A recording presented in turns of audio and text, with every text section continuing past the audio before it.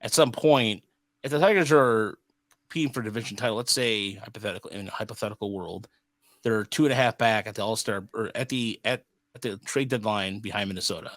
They're somehow keeping up with the Twins, and that's a tough decision you got to make. So it's like you go, all right, but then you look over across the American League. Houston's back to regular form. Seattle's doing their thing, and it's like, well, all right, if we get to the playoffs, great. Our fans are happy, but at the same time, it's almost like, can they win the World Series? Like those are the kind of questions that are coming up after that. So yeah, you want to be competitive, and I think that they're going to wait till the last possible minute until they make these kind of decisions.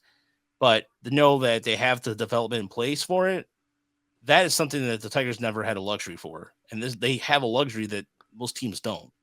it's going to be interesting if they play well enough to stay within the race for the Central. Again, go past Harris, go to ownership.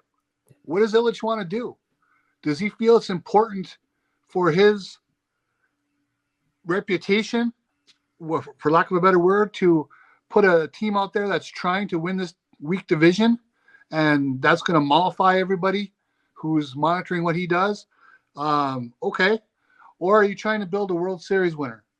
And that's the ultimate goal. And, winning a rinky-dink division isn't really a step in that direction. And I'm not saying either one is right or wrong, but it's going to be interesting to see what does Chris Ilitch really want to do. Where does he want to point his franchise, if indeed he even cares? Completely just read my mind, because I was thinking, like, if they win the division, well, then they get 3 playoff games at Comerica Park, which I don't know how much of a factor that would be for Chris Ilitch, but you got to think that'd be a pretty big deal for him, having, those caliber of games all in your ballpark. But not to mention, too, you own the entire district of Detroit area, and that it goes beyond Comerica Park. Too. Sure.